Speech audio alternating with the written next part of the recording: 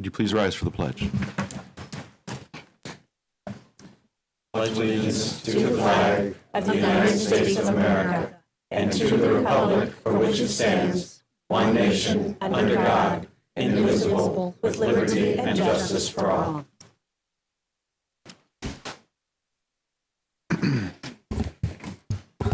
Thank you and good evening, everyone, and welcome to this regularly scheduled meeting of Bowling Green City Council. Kay, would you please begin by calling the roll? Osbacher. Here. Gordon. Here. Harold. Here. Jeffers. Here. Robinette. Here. Roland. Here. Zanfordino. Here. The minutes for the meeting that was held on April 2nd, 2018 were presented to council prior to this meeting.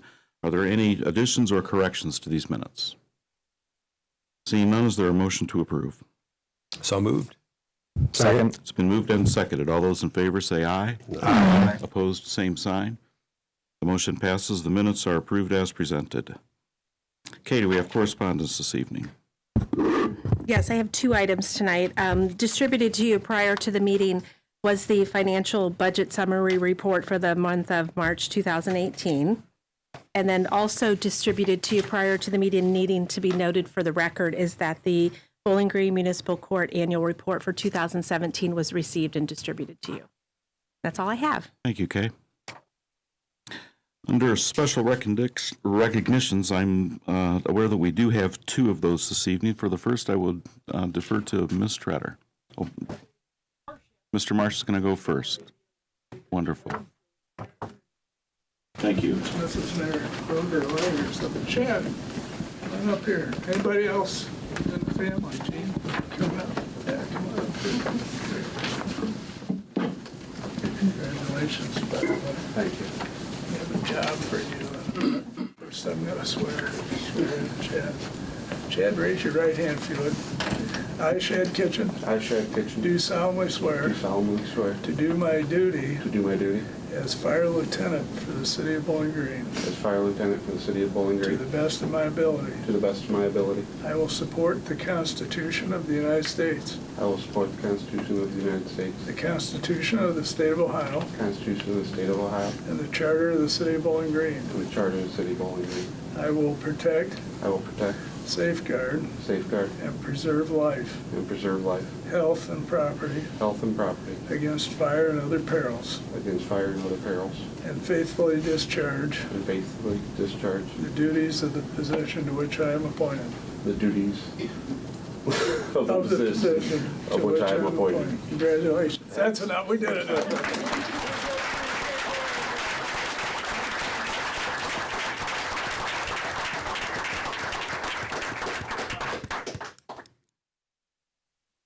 Congratulations, Chad. We appreciate your service.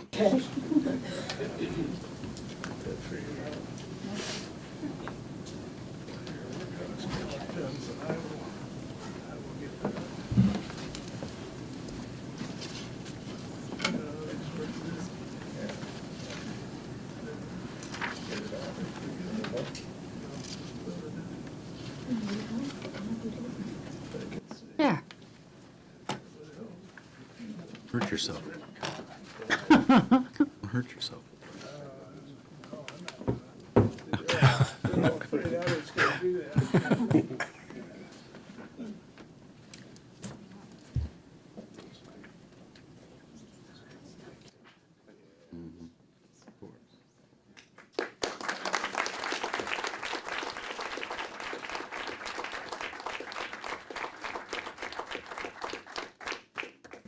Thank you very much. Okay.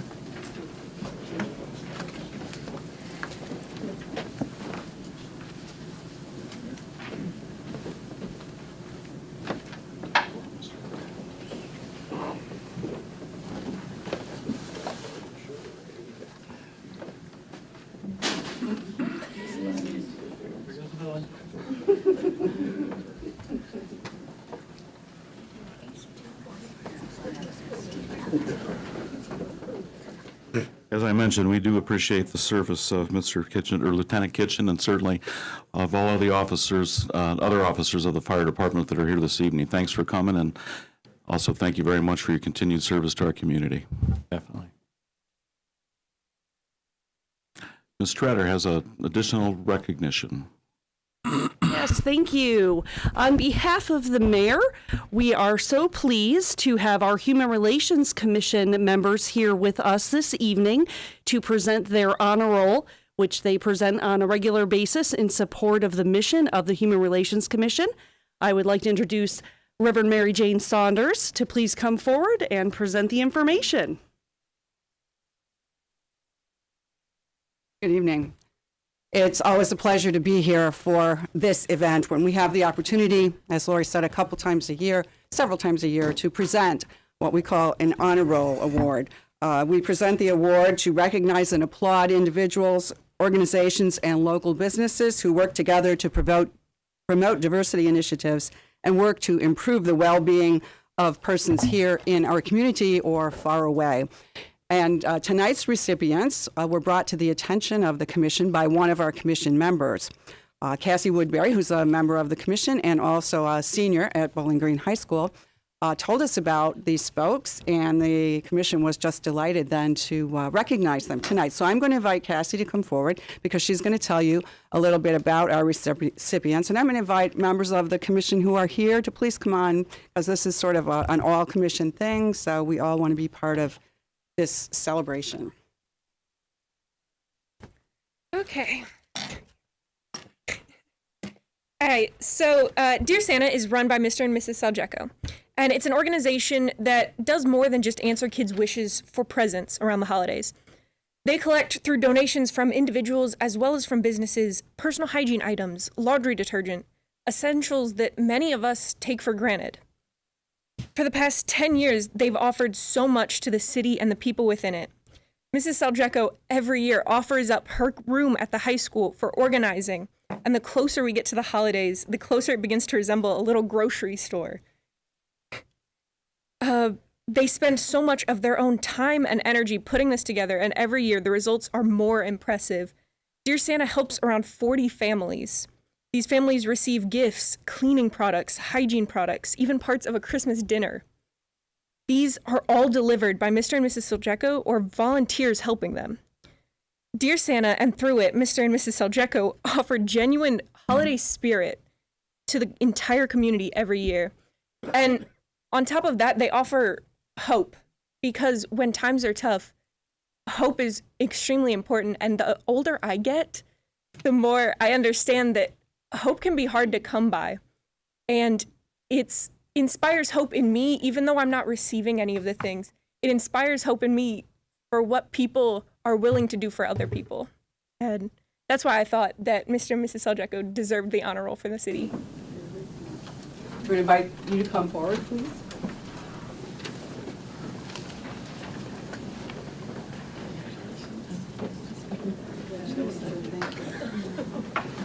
And on behalf of the commission, please accept this award.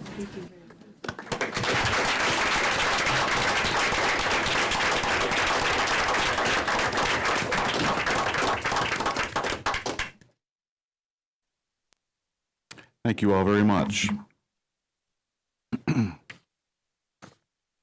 We transition now to lobby visitation. At this point, we ask those who have signed up prior to the meeting to address council to do so. So if you are going to participate in lobby visitation, when your name is called, we please ask that you approach the microphone and clearly state your name and address for the record. So, okay, do we have? First person is Bob Calicott. Great. Mr. Caldecott.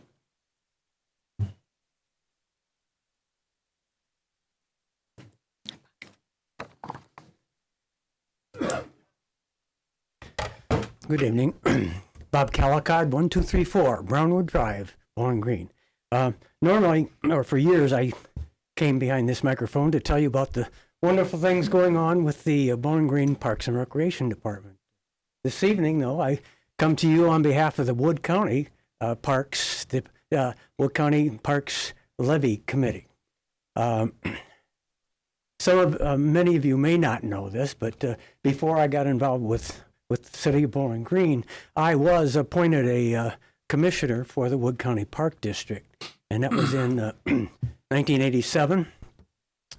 At that time, the Wood County Park District consisted of two parks, Otsego Park up on the river and William Henry Harrison in Pemberville. The staff consisted of our beloved Lyle Fletcher as the secretary / director and two part-time maintenance people. Its equipment consisted of a beat-up old Dodge pickup that was affectionately referred to as Wonder Dodge. It had a Dewey for President sticker on it, and a lawnmower that may or may not work at any given time. My first experience with Lyle Fletcher as a Park District Commissioner, he took me up to Otsego Park and showed me the beloved park building up there, and took me downstairs, and I literally gagged at the stench and the smell that came from that bathroom that was totally inoperable, and the entire building had fallen into just terrible disrepair. He took me outside to walk down the stairs to the river there, and I literally I leaned against the railing, and it literally fell over. That's how bad it was. Shortly after that time, the park was closed for in the interest of public safety. We as commissioners knew right away that something needed to be done to stabilize those facilities and to get a source of reliable funding for the park district. So we developed a business plan, an operating plan, and included in that plan was to go to the voters to get a levy, a property tax levy, for $500,000. That levy was successful. And since that time in '87, two other 10-year levies have been passed, and we're due for another 10-year renewal come May 8th. Since that original time in '87, the Park District has grown from those two parks to 22 parks and facilities, and it now protects over 1,200 acres of precious outdoor recreation facilities in Wood County. Wood County at the time in '87 was 87th out of the 88 counties in the amount of land set aside for green space. It is now very respectable. And I think everybody, if anybody has been familiar with the facilities, they know that the facilities that have been developed are quality, not only in terms of the type of resources there, in the types of programming that's available. Most of the programming is free of charge, and particularly the volunteer opportunities that are available to all the citizens of Wood County. One important element, what I consider, and I'm very proud of this element of that original business plan, was realizing that Wood County is a huge county, and even if we had county parks, they wouldn't readily serve all the residents of the community. So part of the original plan was that we would have a local park improvement grant program. It started out saying that we would award $50,000 each year to the smaller communities, townships in Wood County who couldn't afford to make improvements in their own parks. And to this date, as of this year, the Park District has awarded $2,100,000 to local villages and townships as part of this program. Bowling Green has been a recipient of 18 of those awards, totaling almost $143,000. In addition, Bowling Green has been a direct beneficiary of the growth in the Wood County Historical Society is right in this area, the Adams Phillips Pond, which is part of that facility, the Carter Loomis Historic Farm, which now contains the Zimmerman Historical School, and the Slippery Elm Trail. We are at the northern head of that trailhead of that wonderful Slippery Elm Trail, and the Black Swamp Preserve, which is a wonderful community cooperation between the Wood County Park District and the city of Bowling Green. I think anybody who has seen the facilities, been part of them, understands that Neil Munger, as the director, and his staff have done a wonderful job of preserving, protecting, and restoring the natural resources in Wood County. So we would ask that that you support the levy renewal on May 8th, and I emphasize it is a renewal of an existing levy, so there will be no additional taxes as a result of passing this levy. And with that, I will be happy to ask any questions I might be able to answer. Other questions for Mr. Caldecott? Bob, I don't have a question, but it does warm my heart to see you behind the podium again talking about parks. It brings back memories, so thank you. Yeah, and I don't think Kristen wants me to step in as a successor. Thank you, Bill. Any other questions? You know when the pool opens? Pardon?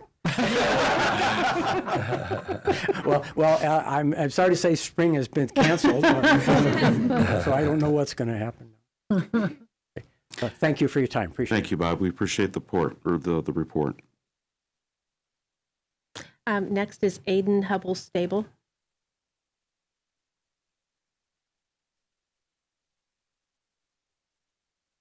Hi, everyone.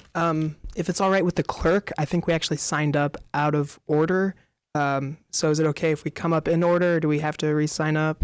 It's fine. Just let me know who you are. Okay. All right. Well, I'm Aiden Hubble-Stabley. And your address for the record. 137 Leroy Avenue in the glorious First Ward. So I'm here today to discuss two important topics, both to me and to our city. Firstly, I am concerned about the current housing situation in our community, and I know this is something that council will be looking at pretty soon. As it currently stands, Bowling Green is seriously lacking affordable quality housing, not just for families, but also for students and young professionals.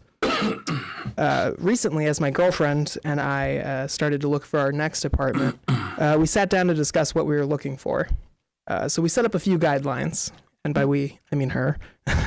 It must be affordable. Now, as Emily and I are both young professionals, we are lucky enough to have a combined budget that's a little bit higher than a lot of people in our situation.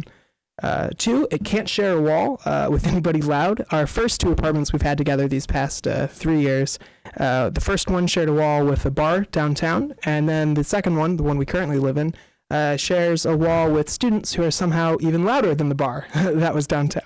And three, we needed a yard so we can get a dog.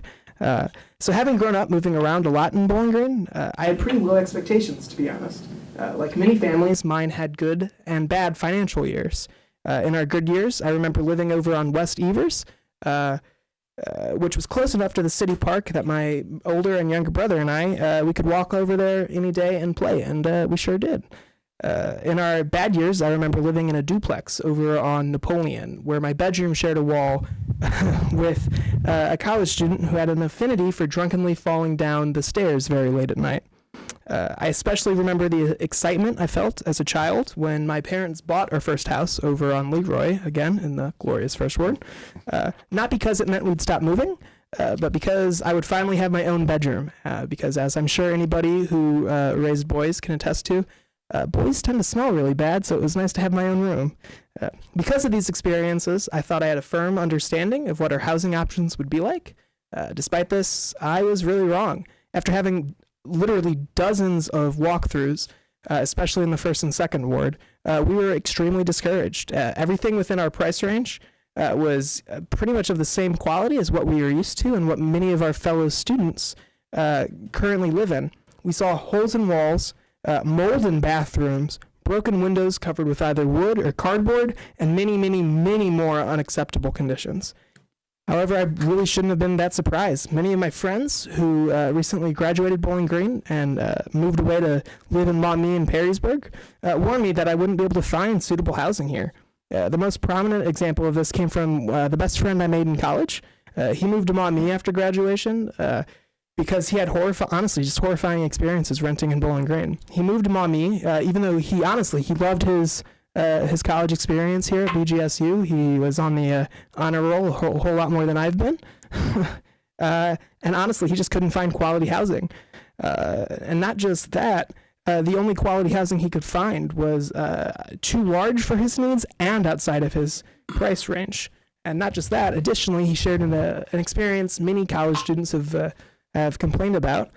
He believed his landlords took advantage of his security deposit. His landlords, who, for obvious reasons I'm not going to go out and name, charged him for damages that he listed on his initial move-in walkthrough that everyone does when they move in the first day.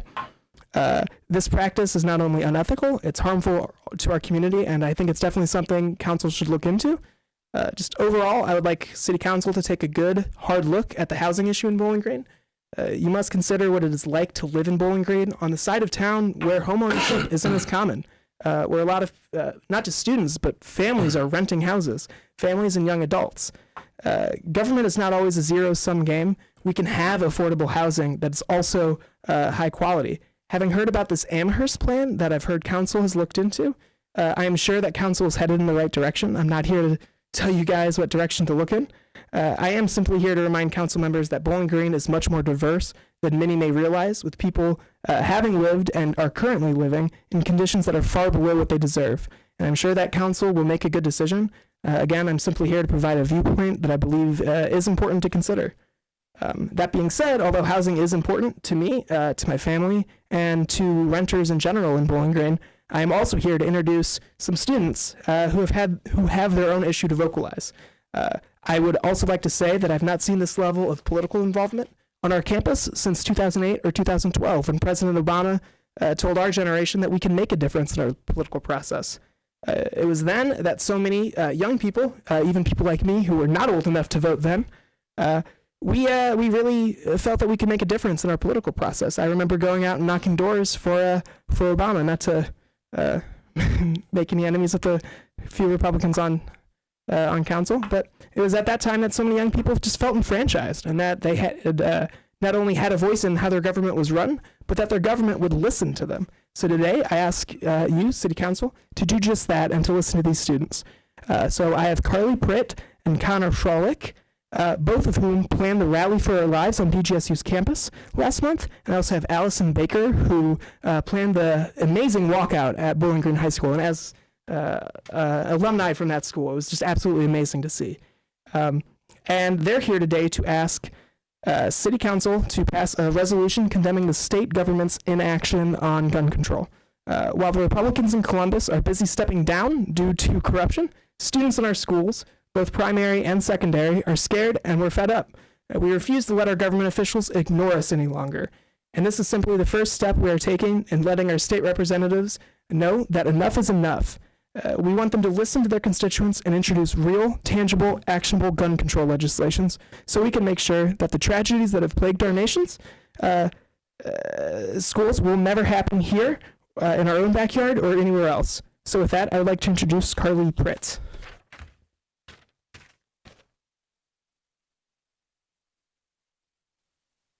I'm Carly Pritt, and my address is 707 Ridge Street, Bowling Green.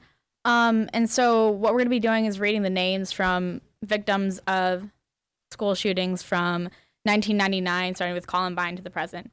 So April 20th, 1999, Columbine High School massacre. 2 students at Columbine High School killed 12 students and 1 teacher. Their names are Cassidy Renee Burnell, Stephen Robert Gurnow, Corey Tyler DePorter, Kelly Ann Fleming, Matthew Joseph Ketcher, Daniel Connor Mauser, Daniel Lee Roborough, Rachel Joy Scott, Isaiah Eamon Scholes, John Robert Tomlin, Lauren Down Townshend, Kyle Albert Velasquez, William Sanders. And then on May 20th, 1999, in Conyers, Georgia, a 15-year-old student, Thomas Solomon Jr., wounded 6 students at Heritage High School. And they are Jason Cheek, Kenia Collins, Drake Hoy, Stephanie Laster, and Ryan Rosa. On November 19th, 1999, in Deming, New Mexico, a 13-year-old Victoria Cordova Jr. was fatally shot by a 13-year-old in Deming Middle School. Her name was Araceli Tina. On November 19th, 1999, in February 29th, 2000 in Flint, Michigan. 6-year-old Kayla Rowland was shot and murdered by classmate Derek Owens. On May 26, 2000 in Lake Worth, Florida, 13-year-old honor student Nathan Brazil was sent home after throwing water balloons, but returned to Lake Worth Middle School with a family pistol. He fatally shot one of his teachers named Barry Gunrow. On August 28, 2000, in Fayetteville, Arkansas, 36-year-old James Easton Kelly, a PhD candidate at the University of Arkansas, killed 67-year-old John Arlock, the English professor overseeing his coursework. On September 26, 2000, in New Orleans, a 13-year-old Daryl Johnson and Alfred Anderson shot at 15-year-old William Pennington. December 1st, 2000, in San Diego, California, a 15-year-old Junipero Serra high school student who showed off a handgun on campus and threatened to shoot a classmate ended up shooting himself on school property. March 5th, 2001, in Santee, California, Santana High School shooting. A 15-year-old student, Charles Williams, killed 2 students, 14-year-old Brian Zucker and 15-year-old Randy Gordon. On May 16th, 2001, in Parkland, Washington, 40-year-old music instructor James D. Holloway was shot at multiple times with a .22 caliber handgun at Pacific Lutheran University by a 55-year-old man from Tacoma. And to continue this, here's Zachary Davis.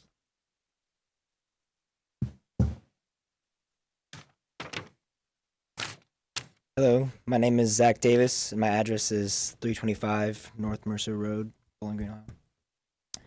On March 22nd, 2001, in El Cajon, California, 18-year-old former student Jason Hoffman opened fire at Granite Hills High School, injuring 5 people. March 30th, 2001, in Gary, Indiana, 17-year-old Donald Ray Burt Jr.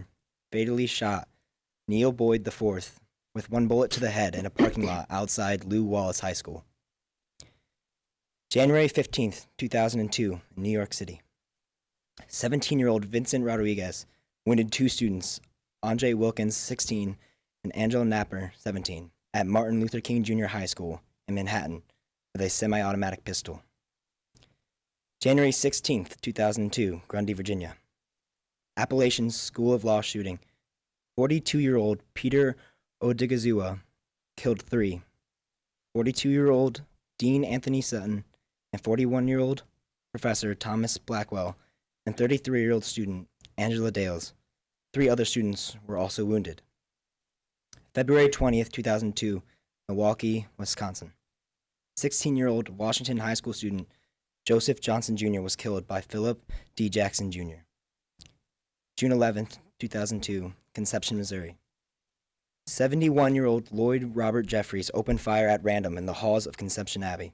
He killed 2 monks and seriously wounded another 2 before fatally shooting himself.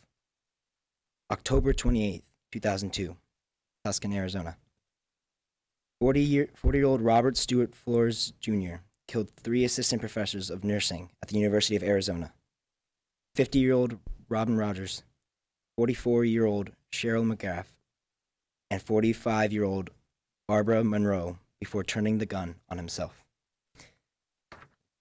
Continue that.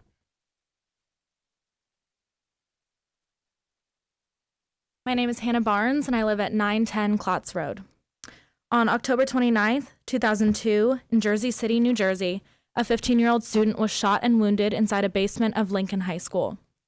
On April 14th, 2003, in New Orleans, Louisiana, 18-year-old Stephen Williams and 17-year-old James Tate opened fire with an AK-47 and a handgun in the gymnasium of John McDonough High School, killing a 15-year-old student and wounding 3 female students. On April 24th, 2003, in Red Lion, Pennsylvania, 14-year-old student James Sheets killed the school's principal, Eugene Seguro, before killing himself. On May 9th, 2003, in Cleveland, Ohio, Biswanath Halder, a 62-year-old business school alum of Case Western Reserve University, killed a graduate student and wounded a professor, as well as another student using a semi-automatic rifle. On September 24th, 2003, in Cold Spring, Minnesota, Rockery High School shooting, a 15-year-old named John Jason McLaughlin shot 15-year-old freshman Sarah Bartell and 17-year-old senior Aaron Rollins at this high school. February 2nd, 2004, in Washington, D.C., Thomas J. Boykin murdered 17-year-old James Richardson, a football player at Ballou High School in Southeast Washington.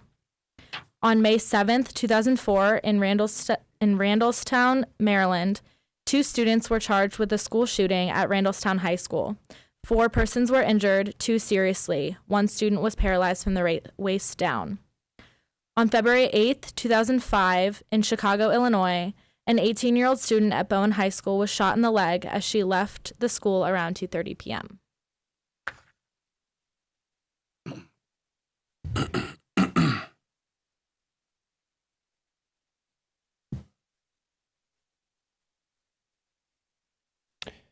On March 21st, 2005. Your name and address, please. Oh, my apologies. Connor Freilich, 707 Ridge Street, Bowling Green, Ohio. March 21st, 2005, in Red Lake, Minnesota, 5 students were shot and killed at the Red Lake Senior High School. On September 13th, 2005, in Chicago, Illinois, at Harlan Community Academy High School, Christopher Huff shot another student in the leg. November 8th, 2005, in Jacksboro, Tennessee, Gary Seal, Ken Bruce, Jim Pierce were all shot by a student. Campbell County High School, inside the high school, 15-year-old Kenneth Bartley fatally shot the school principal. Starting in 2006, Christopher Penley was shot by an officer at Milwee Middle School. Joseph Monty was critically shot 4 times by one of his classmates. Alexander Ruda and Kenzie McKeon were injured at school. Mary Alicia Shanks was murdered at the elementary school in which she worked. The victims of Virginia Tech, which include Rose Alemdine, 20 years old, Christopher James Bishop, 35 years old, Ryan Bloom, 25 years old, Ryan Clark, 22 years old, Austin Cloyd, 18 years old, Jocelyn Countinuoc, Kevin Granada, 46-year-old, Matthew G. Gwantley, 24 years old, Caitlin Hammerin, 19 years old, Jeremy Herbstritt, 27-year-old, Rachel Elizabeth Hill, 18 years old, Emily Hilscher, 19 years old, Jarrett Lane, 22 years old, Matthew J. Laporte, 20 years old, and Henry Lee, along with Livis Lebrescu, 76 years old, J.V. Legonathan, 51 years old, Parathai Lumatoran, 34 years old, Lauren McCain, 20 years old, and Daniel O'Neill, 22 years old. There was Sergio Miranda, who was shot by a student at Miami Carroll City Senior High School, Larry King, who was shot in the computer lab of his school. The victims of the Northern Illinois University shooting, Amaro Mendez, Ryan McDonald, Christopher Walker, who was shot fatally at Henry Ford High School, Brian Henders and Chavez Block, who were shot while attending the University of Central Arkansas, Amanda Collette of Dillard High School, the victims of the Dunbar High School shooting, which took 3 lives and wounded 5 others, Justin Cosby, Trevor Varences, Todd Brown of Discovery Middle School, Brian Mulder, Reagan Rubber and Matthew Thew, Jose Daniel Ciceros, a victim of gang violence at school, Curtis Case and Vicky Caspar of Millard South High School, Chance Jackson, who survived his wounds but now suffers from PTSD, Caitlin Abercrombie of Cape Fear High School, the victims of the Chardon High School shooting, Daryl Reagan of Jacksonville, Florida, Terrence Wright of Banner Academy South, Gino Hall, a victim of gang violence, and to read the names of the victims of the Sandy Hook Elementary shooting, Allison Baker.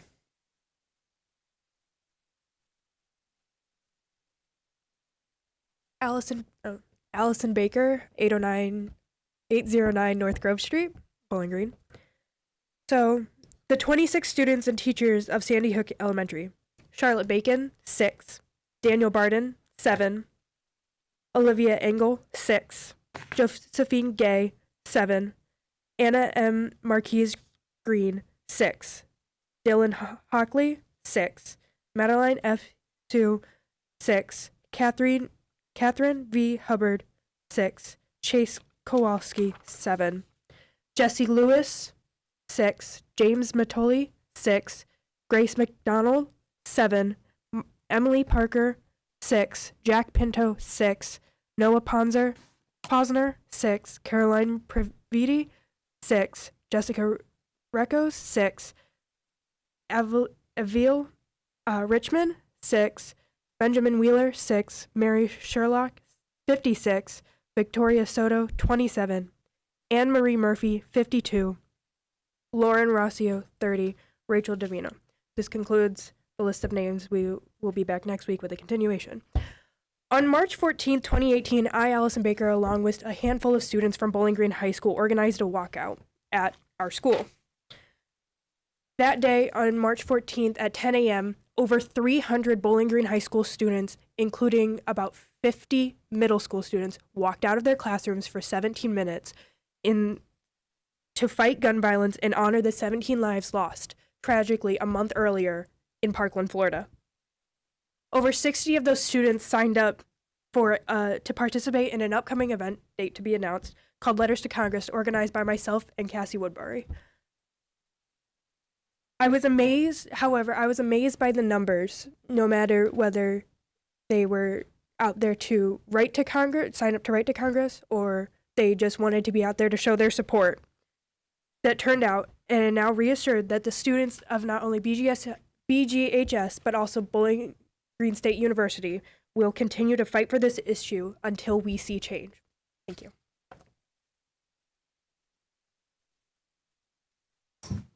Thank you all. That's all there is. Very good. Thank you. That concludes lobby visitation. We move forward with the introduction of new legislation. Before we go into legislation, I just want to comment on the two issues that were brought up, that the matter of housing. It's certainly something we are all concerned about, and we take your input under advisement, and we appreciate that. On the issue of gun violence, it's something that we all have our own personal feelings about. We know that the city is very limited in what we can control with gun rules. We have looked at some resolutions in the past as far as telling the state legislators what they ought to do. I would be reluctant to have that type of resolution. I think we try to limit our resolutions to things that we have direct control over. I'm only speaking for myself, and others might feel differently about that. But that being the case, it's an extremely important issue, and it's pretty hard to sit and listen to all those people that are gone now under those circumstances. So just wanted to make those comments. Thank you, Bruce.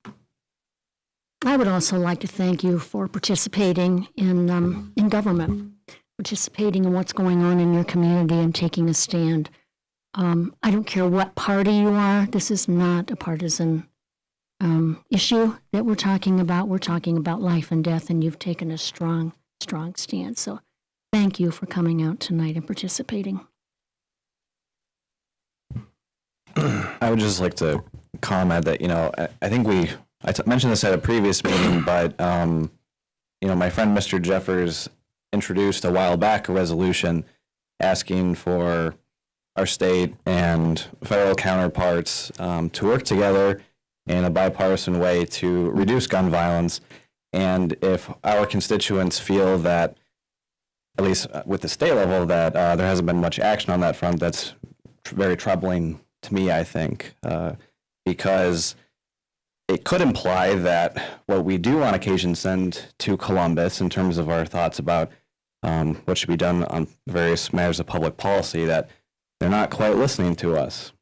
And that's concerning to me, not just for obvious reasons, but, I would like to think that our input matters as members of local government. The people that we send to Columbus and to Washington, D.C. come from where we're living. And so if there's a question of, if they're out of touch with the concerns of everyday people, on a matter of life and death, then I think that is something that is within our purview to at least discuss and consider. But that is just my perspective. And I want to echo Sandy in thanking all of you who showed up to share your feelings and really just try to make a difference for people in our community. You know, I think there are a lot of people who, you know, knowing some of you, there are a lot of people who have not been kind to you in the past few weeks for your work on this subject. And I have trouble believing that when they were your age that they did this sort of thing. So I just want to commend you again for your courage and for your work on this subject. I'd also like to thank you guys for coming tonight. I sure appreciate the school event. I thought was great. I think what's happening in America with students saying enough is a terrific thing. So thank you for continuing this. And I think, well, we should discuss this as a council. Thank you very much.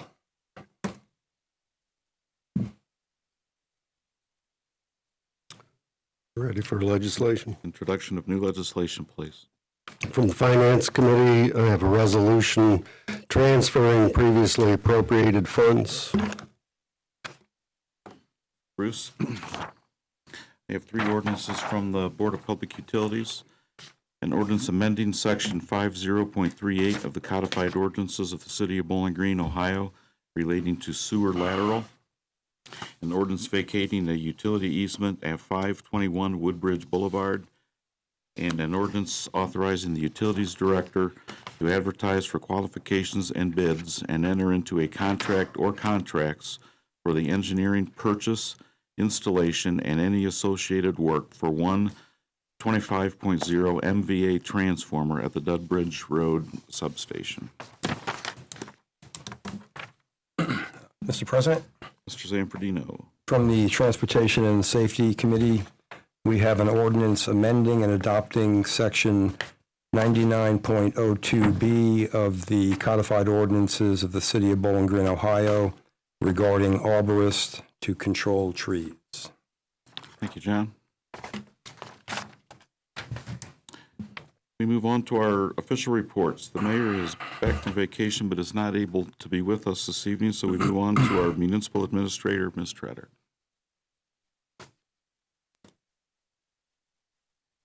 Good evening again. It's been a month ago, I believe, that we talked about the hiring of our sustainability coordinator. And she's here with us this evening. Man, how long have you been on the job now? It's 2 weeks, 3 weeks? Third week. So, ladies and gentlemen, if you have not had the opportunity to meet her, this is Amanda Gamby, who is, yay. You do deserve the applause, Amanda, who is our new sustainability coordinator, and we will update you on her efforts as we go along as they become applicable, but we, of course, wanted just to make sure that you get an opportunity to meet her, and we look forward to her great work. She's jumped right in and is interacting with a lot of staff, working on several different initiatives, and finding her way here in the city of Bowling Green, already proving to be the tremendous asset we knew that she would be. So welcome, and we're glad to be working with you. Couple quick reminders. On Friday, April 27th, we're going to celebrate Martin Luther King Day in Bowling Green. If you recall, the Human Relations Commission puts on its wonderful annual program, and it was scheduled last January.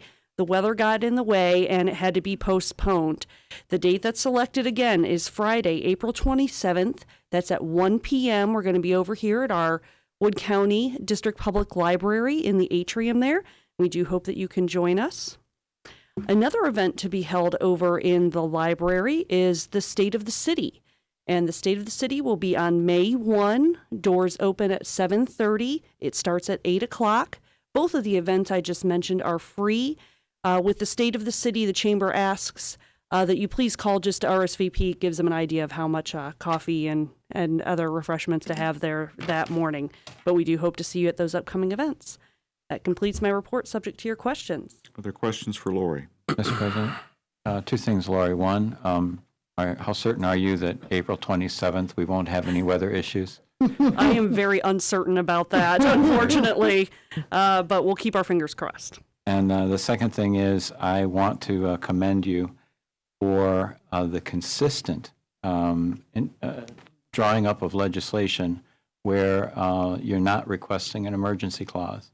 I first got on council and was a little sensitive toward it. I thought, well, I'll give it a few months to see if this is a trend, and it most definitely is. So I really appreciate that you're able to do that. I know there are exceptions, and it's to be understood, but the consistency of which you don't ask for emergency clauses is very commendable. I want to thank you for it. Well, we certainly appreciate our boards and commissions who work cooperatively with us in sending items here, and of course the staff. And we will continue to try to uphold that, although, as you said, there are special circumstances that sometimes we need to request that you consider moving things along. So thank you. Thank you, Lori. Planning Director, Ms. Saylor.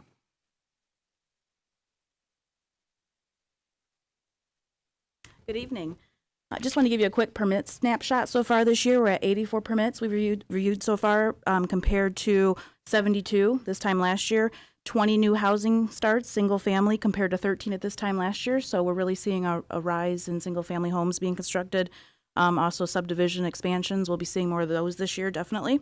Also, I'm remiss in telling you that the city and the university are going to be doing 2 presentations at the International Town Gown Association, late May, early June in Columbus. So really excited about that. I think it just really shows some of the best practices that other people really want to learn more about between the city and university. So we're excited to share that news. It's really about, one session is sustainability and partnerships, and the other session is about Court Street Connects. So they really love both presentations, and so we're excited to do that.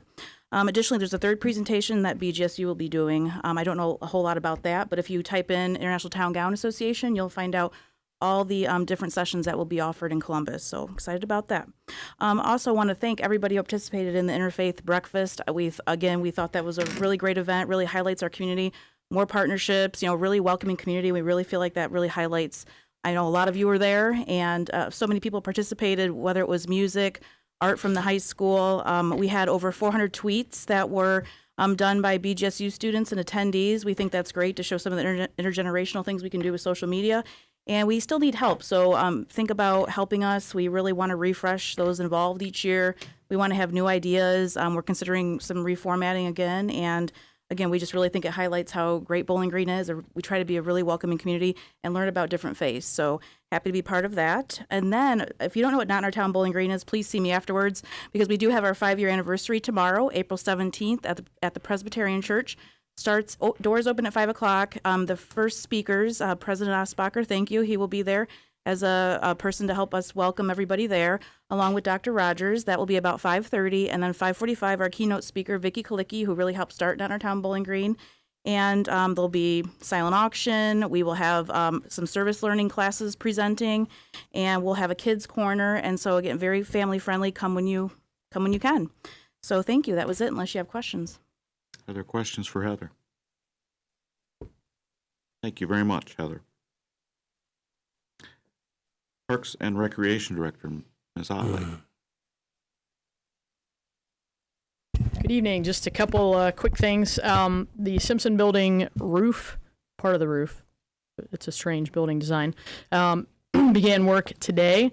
So we do anticipate potentially that we may have to close the front entrance, but the building is still open. We'll put signage. You can cut through the back where it's normally just for staff and feel very important. So please feel free to come there and still do business. And some of that business that you might be doing is I do want to remind you that the Kids Super Dash, the obstacle course run, is this Saturday. I don't think we'll have any problems getting the water features out there.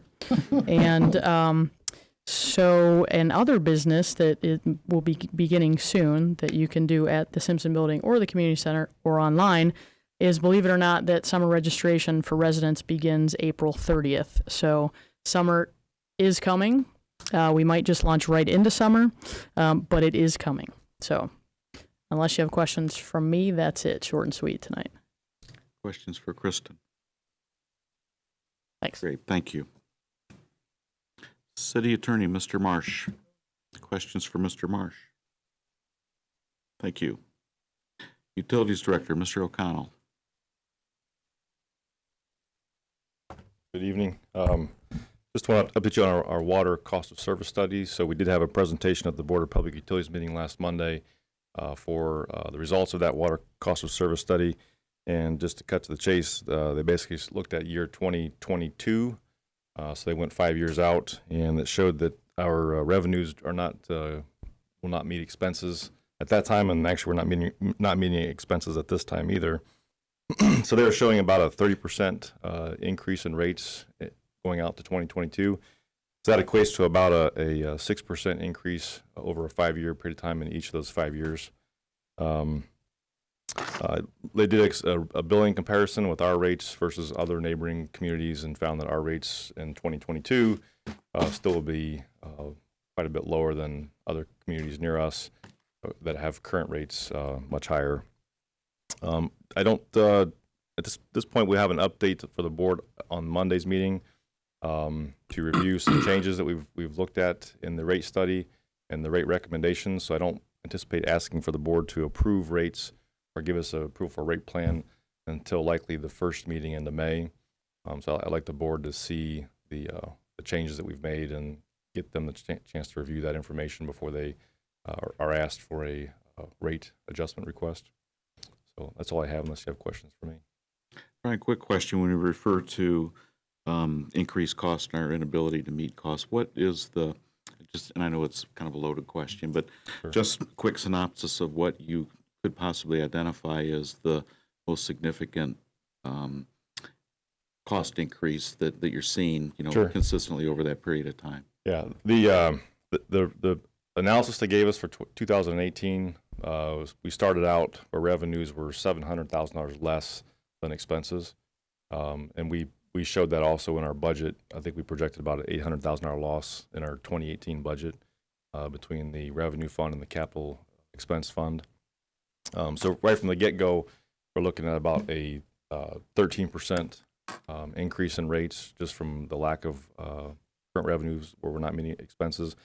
And really just with expenses, some of it can be due to regulations from Ohio EPA or the state legislature. When they pass new rules that get passed down to us, we have to implement those rules and meet those demands. So that does add expenses. Inflationary measures as well add costs. Chemicals for water treatment don't go down. Materials for replacement of the pipes don't go down. I also asked them to add about $300,000 in capital expenses to rates. Right now, the bulk of our capital expenses come from the income tax fund. So that $300,000 per year is about a 5.5% increase. The consultant added in about a 3% increase in inflation per year due to our operation and maintenance expenses. And also they projected water sales to be flat over those next 5 years. And what we've seen is water sales from historical trends have been either flat or declining. And so when we added the city of Waterville to our sales last year, that was a definite help to the bottom line for revenues, but it wasn't enough to overcome the lack of expenses or meeting the expenses that we have within the division. So when you add up the shortfall we are already experiencing, the additional capital expenses that I requested to be put into the revenue fund, the inflation, the flat sales, that's where you get to about 30% rate increase 5 years from now, and about a 6% increase per year over those 5 years. So does that answer your question? Yep. Yes, ma'am. Quick, I'm requesting a quick answer because I don't want to take up too much of your time. But will the increase apply to our water usage or the other minor things that are included? Yeah, each customer class has a monthly customer charge, which is a flat charge that we bill per month. Then there's also a consumption charge. Mm-hmm. And so as we've seen, or if you look at water rates, the majority of our expenses are fixed costs. They're not variable costs. And so if you have fixed costs, ideally you would like to get those dollars back under some kind of a fixed charge, such as a monthly customer charge. Mm-hmm. Or if you're a larger commercial or industrial customer, we call that a capacity charge based on the meter size. So we're going to see a blend of the two. So the fixed charge component will go up a little bit, and the consumption charge will also go up a little bit. And when you add the two together, a typical customer's bill will go up about 6% per month. So for most customers, if you want to put that in the dollars and cents, 6% is probably about 90 cents per month. So it's not a huge bottom line when you look at what our water rates are right now.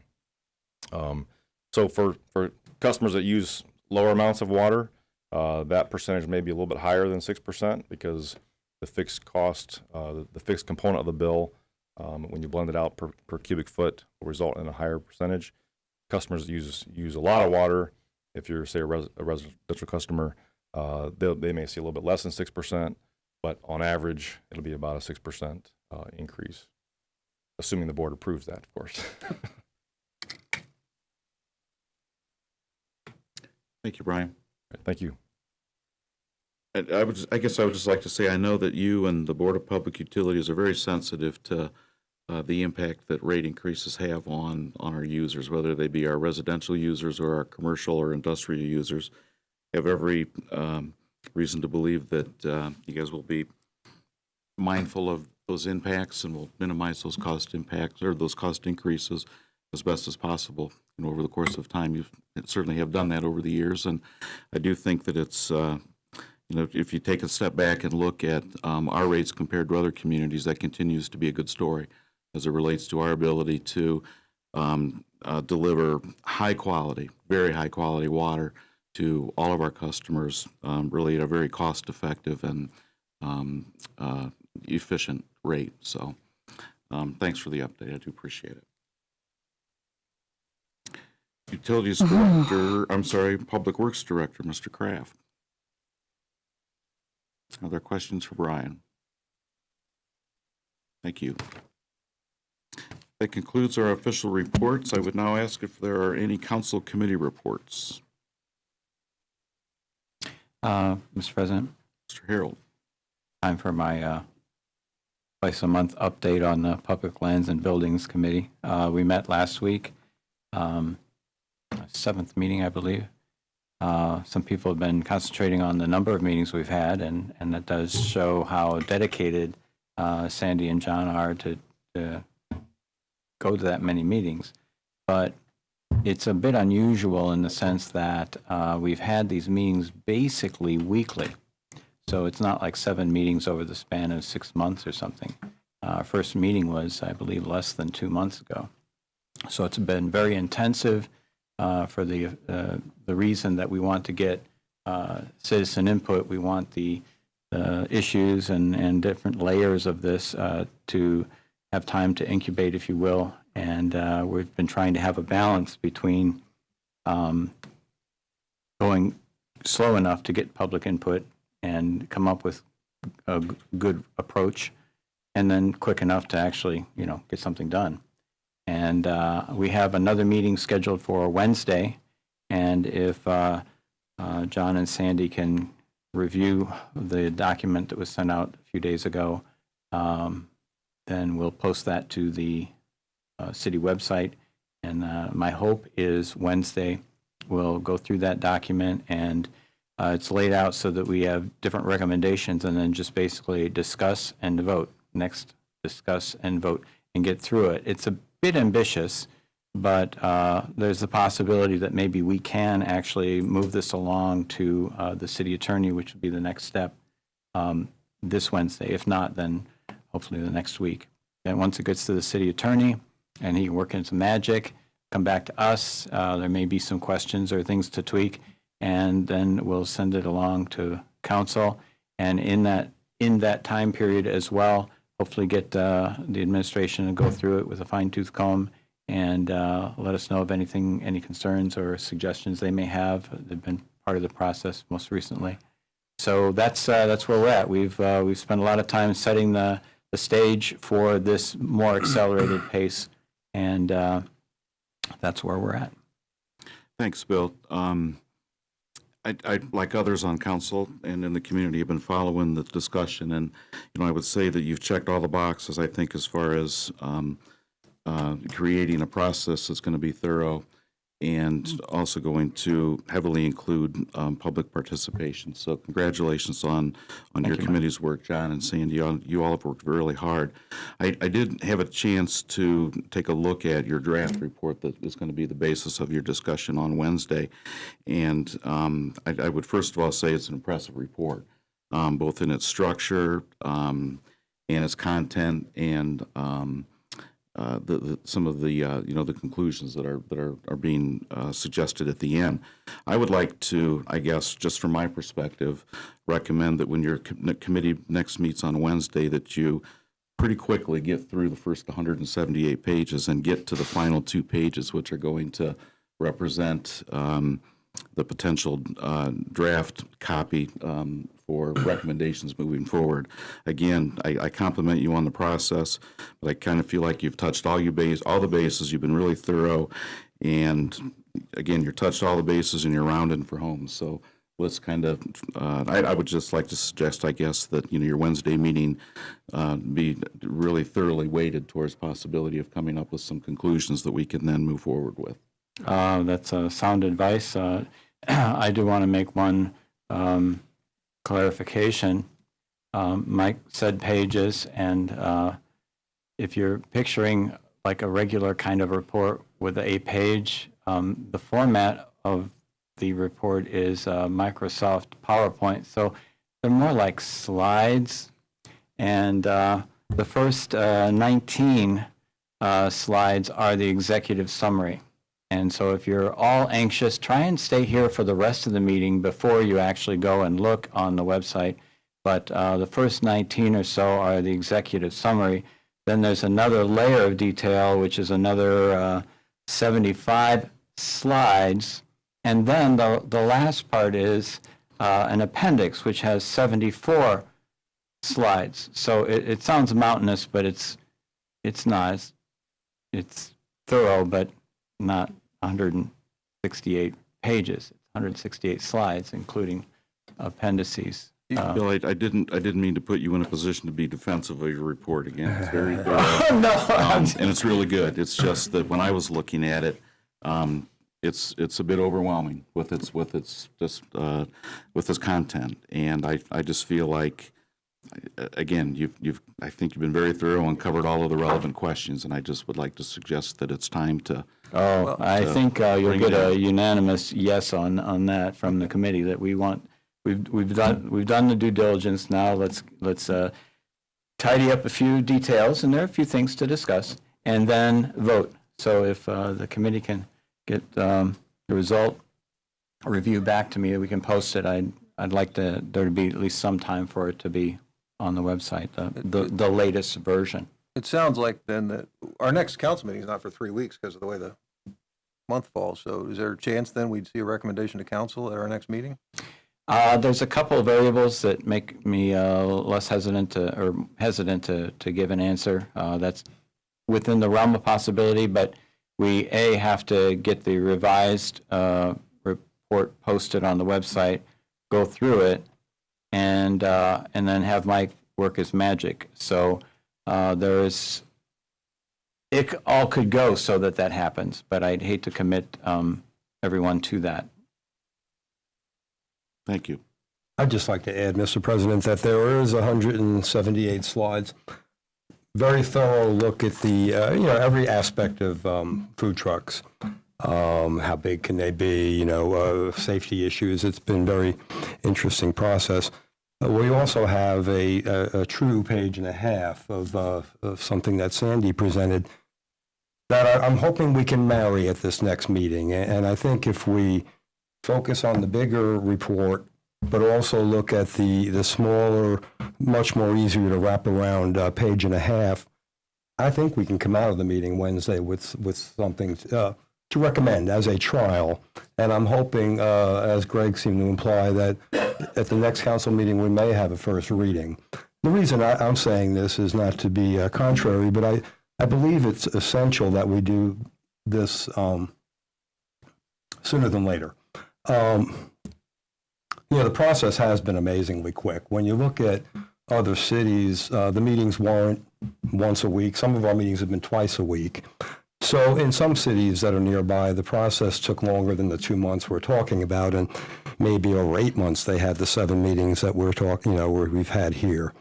But, I think as a proponent of food trucks, I believe that if we continue this pace, wrap it up this Wednesday or at the next meeting, it's conceivable that we could have something to council first meeting in May, perhaps second meeting in May. And then we might, if it passes and we come up with something that everyone can live with, we might have something in place when the students return in August. And, I don't think that's overly ambitious. I think that's a real doable concept. I agree, John. Just to piggyback on that, I was able, with changing a few margins and spacing, to get the proposal to 1 page. So not only is it concise to 1.5 pages, but with a little college level manipulation for a term paper, it's down to 1 page, and that's amazing. Speaking as someone that had lengthier, if you convert it from page to slide, it converts to 4 slides. Over the past half week or so, at the previous meeting, we had decided that we did indeed want to blend the 2 reports together. And what I sent out was an attempt to do that, to take the excellent ideas that Sandy's proposal had and marry them in with the existing report. So we're on the same page to try and get that ironed out and then posted and then meet on it on Wednesday. And I know it's a surprise, but we've taken 5 minutes to talk about how lengthy the procedure is. So I'm sorry. Mr. Chair, I'd just like to say, I think we need to get this done on Wednesday. I think reading 168 PowerPoint slides is not necessary to take a look at 1 page of what we might want to send to our city attorney. So I hope we can start with the proposal on the table for what we'd like to see. And then, if necessary, we can research the 168 pages that have been written, if necessary. But right now, I think we have a proposal we need. And not to turn this into a committee meeting, but this is an open meeting, so we get to talk about it. We don't really get to talk amongst ourselves about this apart from an open meeting because of sunshine laws. So the intent is, again, with the executive summary, it's around 19 slides. If we can get through those 19 slides, of which there's background, you've seen it, there's background, there's setting up some of the concepts, and then there's the recommendations. The recommendations themselves are, I don't know, about 7, well, there's 7 slides. So if we even concentrate on those 7 slides, the rest is just historical and background.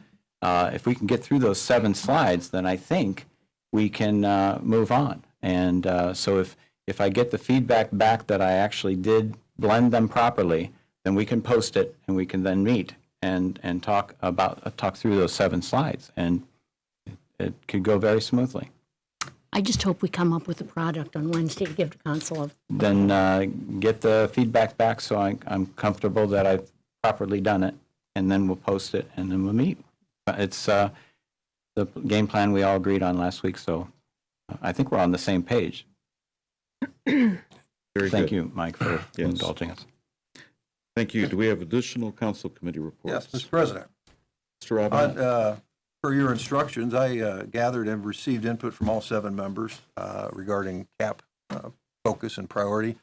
I put the responses into a spreadsheet. I've distributed those amongst the members. You can refer to that. It's just what it shows, that number column. It says priority, but if you see the footnote, really what that is that's just the raw number of members who checked that block as being a focus area.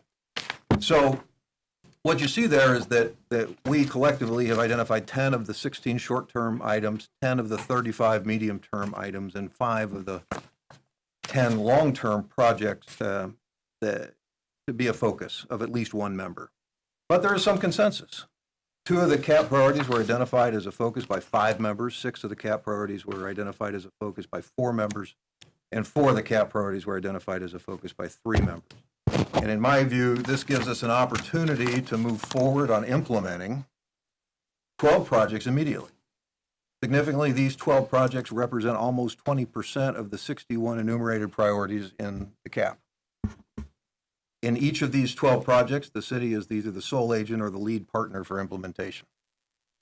And I have the following 10 proposals designed to begin implementation of these 12 projects for which we have consensus from council members, and all you can pass. There's a copy for A and Act 2. Number one, that we ask the city administrator and the planning director to move forward to the planning commission for study and review CAP priorities 1A and 1B, dealing with zoning code issues, with the goal of providing to city council recommendations for specific amendments to the City of Bowling Green Code of Ordinances and other recommendations necessary to implement CAP priorities 1A and 1B. 2, we ask the city administrator and the planning director to move forward to the planning commission for study and review CAP priority 3E, with the goal of reviewing the zoning code for consistency of language regarding variances and conditional use requests, and if appropriate, providing to city council recommendations for specific amendments to the City of Bowling Green Code of Ordinances to make the definitions and requirements for variances and conditional use requests consistent throughout the Bowling Green Code of Ordinances. 3, that we ask the city administrator to work with the appropriate city department to provide to city council a recommendation for implementing the microgrant program outlined in CAP priority 2C.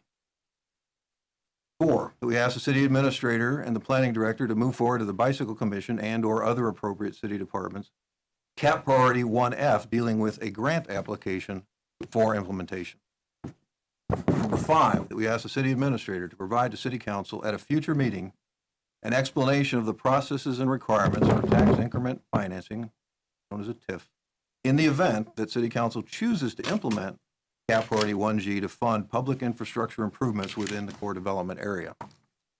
Number 6, we ask the city administrator and the mayor to review CAP priority 3D, dealing with historic preservation ordinance and commission, and to provide to city council a recommendation for its implementation, including at a minimum the structure, mission, and target completion dates for such a commission. We ask the city administrator to work with the appropriate city department to draft a plan that implements CAP priority 5D, dealing with bicycle infrastructure, and present the plan to city council. Number 8, we ask the city administrator and the Parks and Recreation director to work with the Parks and Recreation board and any other appropriate city department to draft a plan that includes a recommendation for improvements to Carter Park in accordance with CAP priority 5H, and present that plan to city council. Number 9, we ask the city administrator to review CAP priorities 2J and 4G, dealing with focused development areas near BGSU, to 1, determine if these goals will be addressed in the ongoing BG City BGSU joint project to develop a land development strategy, and if the specific projects identified in CAP priorities 2J and 4G are not addressed in the land development strategy project, then prepare a recommendation for implementation that includes a structure for collaboration with BGSU and other required stakeholders. And number 10, we ask the city administrator, in cooperation with the appropriate city departments, to draft a preliminary inspection program in accordance with the recommendation outlined in CAP priority 2A. Specifically, CAP priority 2A recommends the creation of a citywide rental property registration program that includes a landlord self-certification process to improve rental property conditions. This program can result in improved rental property conditions without the need for potentially intrusive home inspections conducted by code enforcement staff. The program emphasizes open communication between landlords, city staff, renters, and university representatives, along with a self-certification process conducted by landlords as part of the rental registration effort. This certification allows the city to develop a checklist of common violations, gives landlords discretion as to whether these violations exist on the property, and provides this information to renters to help them evaluate their current or potential apartments. CAP priority 2A specifically recommends review of the program developed and implemented by a peer community in the case study presented on page 49 of the 49 of the CAP document, and notes that peer communities have utilized similar programs to provide benefit to landlords, tenants, and all citizens in the city. We request that the city identify the resources currently available, the resources needed to implement the program, and cost estimates for implementation. It is understood that this is a complicated priority and that the administration's preliminary inspection program proposal may be further reviewed and amended by any or all of the planning mechanisms available, including study and action by the Planning Commission before reaching council for a vote. Thank you, Mr. Robinette. I guess I would like to comment that, frankly, this is exactly what I was hoping for. We've had a lot of discussion over the last couple of years that included the development of the future land use plan and the most recent CAP process. And I think that throughout both of those processes, we've had an awful lot of discussion about a number of different potential projects that could positively impact developments within the city, whether they be neighborhood revitalization efforts or whether they be efforts to enable our community partners and to better help them reinvest in our community to help with expanding our tax base and just our involvement in hopefully initiating capital improvement projects within our community. This is, I think, a bold step, and I think that it's really important work. And I think it's really important to note that we have, throughout the recommendations that are being forwarded here, we're including a number of the city's various boards and commissions. They're in an excellent position to help us vet some of these proposals further, and then move them back to City Council for implementation. We like this process because we value greatly all of our boards and commissions, and we think that by them going through the process that they do, it brings the perspectives of many members of our community, diverse members of our community, to the discussion, and also allows for continued community involvement and input. So we're hopeful that our citizens will stick with us and follow these important pieces of these important discussions as they go through the various boards and commissions. Also, I think it's worth noting that we are asking a lot of our city administration, and we're sensitive to the demands on their time on a daily, ongoing basis. So there are some things here that are going to get done quicker than others, but I am very pleased that what we're doing is we're transitioning from the CAP recommendations for our consultants, and we're asking our very capable city administrators and staff to now give us their input on how we can work together as a legislative body and a community to implement some of these things that will hopefully have a positive benefit in our community. So, Greg, thank you very much. I look forward to you continue to marshal these recommendations through your position as the planning council committee on planning and zoning. And I guess at this point, I would open it up to see if there are any comments or questions from any other members of council. Let me just follow up my own comments real briefly in that I think it's important to note that I didn't recommend any specific dates on here, or just in line with your comment there. And what we can do as a council is, as these projects move forward and we see how they're going, we can then do two things. We can reprioritize the remaining items on the list, and we can determine as a council when it's appropriate to start moving forward on them so as not to, stretch our resources, and our resources being the administration or whoever else is involved. So this is a, continuing, ongoing effort. So we'll let these projects move forward for a bit, whatever number of weeks we determine, and then we'll look at reprioritizing and getting the next group together to move forward with. But I think we can continue to move forward as long as we've got projects on the list. Thanks, Greg. I noticed that every single item says ask the administrator to work on this, and I appreciate that. Mike clearly understands that you have time limitations. I think the community's done its part. We've done our part up to this point, and now we are depending on you and your experience and your ability to talk to the players and understand issues deeply. And I think you'll do a great job with that, and I think Greg and Mike have outlined it very well, but I'm just glad that we're pursuing this route with this, Greg. Thanks a lot.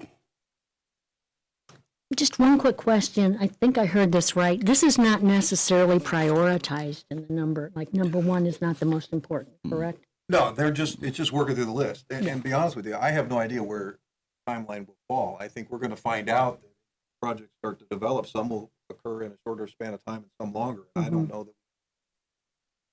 So just have to. And as they get accomplished, we can look at adding projects.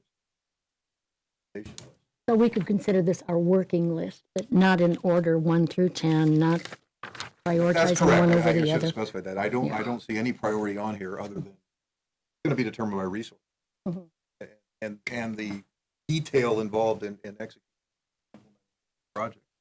Some are more resource intensive than others. Thank you. Since we've heard concerns about rental housing in particular tonight, I do think it's important to note that tied for first in terms of our top priority, as identified by 5 members of council, is that suggestion to create a city-wide rental property registration program and landlord self-certification process to improve rental property conditions. I think that reflects a quite extensive amount of feedback from citizens, not just with the CAP process, but over the last years, in fact, decades.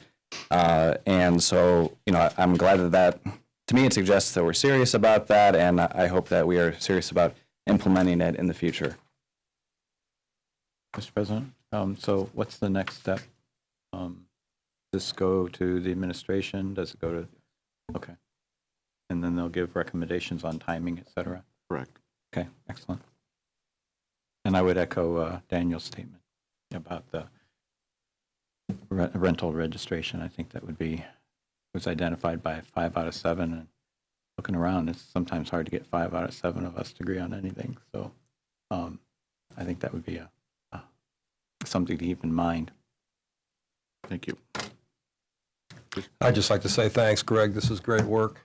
And just since this is new to all of us, this is the list of the 10 items that were mentioned by 4 or more? Actually, 3 or more. They're highlighted in green on your spreadsheet. Okay. I went down to 3 only because I thought that we have an opportunity here to move forward on 12 projects that, again, represent 20%, almost 20%, the entire list. And it's a mix of projects that are considered short-term and term and long mix. But it's what this group, council, has identified as a focus. But I would just like to echo some of the comments that some things received 3 votes, some things received 4, and 2 items did receive 5, which was the citywide rental registration and I believe the historic preservation might have been. Yeah. So I hope as a group that we prioritize things that received 5 votes over those that received 3 or less. Well, let me just say, too, when I was writing this, I realized that what we're asking to do, and of course, Lori will have the option of steering it whatever sense, these projects aren't all going to be tackled by the same. I see concurrent action. And that's why I hesitated to say that these need to be in any order, because I see happening.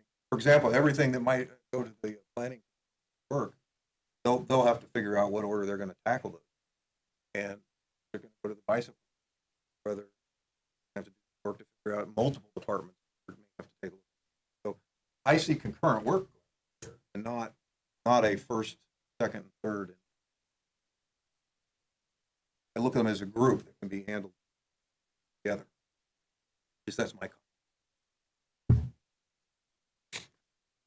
Very good. Thank you all very much. We move on to the reading of legislation.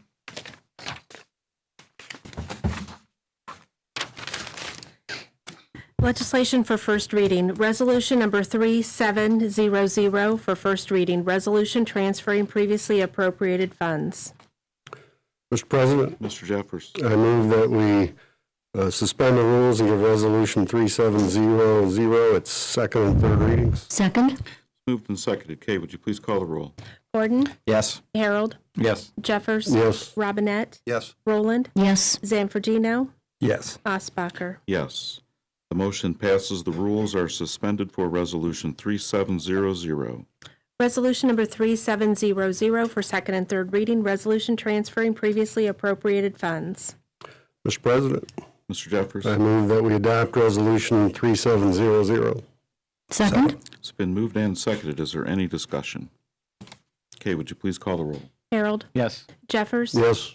Robinette, Yes. Roland, Yes. Zanfordino, Yes. Osbacher, Yes. Gordon. Yes. The motion is approved. Resolution 3700 is adopted. Ordinance number 8674 for first reading, ordinance amending section 50.38 of the codified ordinances of the City of Bowling Green, Ohio relating to sewer lateral. Ordinance number 8675 for first reading, ordinance vacating a utility easement at 521 Woodbridge Boulevard. Ordinance number 8676 for first reading, ordinance authorizing the Utilities Director to advertise for qualifications and bids and enter into a contract or contracts for the engineering, purchase, installation, and any associated work for 125.0 MVA transformer at the Dunbridge Road substation. Ordinance number 8677 for first reading, ordinance amending and adopting section 99.02B of the codified ordinances of the City of Bowling Green, Ohio regarding arborists to control trees. Legislation for second reading, ordinance number 8672 for second reading, ordinance authorizing the Utilities Director to request qualifications and enter into a contract or contracts for engineering services for improvements to the Western Water Tower. Ordinance number 8673 for second reading, ordinance authorizing the Utilities Director to advertise for bids and enter into a contract or contracts and/or participate in the interlocal purchasing system for roof replacement at the water pollution control facility. Legislation for third reading. Resolution number 3699 for third reading. Resolution adopting amendments to the Community Development Block Grant Citizen Participation Plan for the City of Bowling Green. Mr. President, Mr. Gordon. I move to adopt Resolution 3699. Second? Moved and seconded. Is there any discussion? Kay, would you please call the roll? Jeffers, Yes. Robinette, Yes. Roland, Yes. Zanfordino, Yes. Osbacher, Yes. Gordon, Yes. Harold. Yes. The motion passes. Resolution 3699 is adopted. Ordinance number 8671 for third reading, ordinance authorizing the municipal administrator to advertise for bids and enter into a contract or contracts for the cleaning of uniforms for the Department of Safety. Mr. President, Mr. Jeffers. I move we adopt ordinance 8671. Second. Moved and seconded. Is there any discussion? Just like to comment that those uniforms are going to be really clean. We'll hope so. Kay, would you please call the roll? Robinette, Yes. Roland, Yes. Zanfordino, Yes. Osbacher, Yes. Gordon, Yes. Harold, Yes. Jeffers. Yes. The motion passes. Ordinance 8671 is adopted. That completes the items on our agenda this evening. Is there any other business to come before council? Seeing none, is there a motion for adjournment? So moved. Second? Moved and seconded. All those in favor say aye. Aye. Opposed, same sign. The motion passes. We are adjourned. Thank you all very much. Here's what I came up with.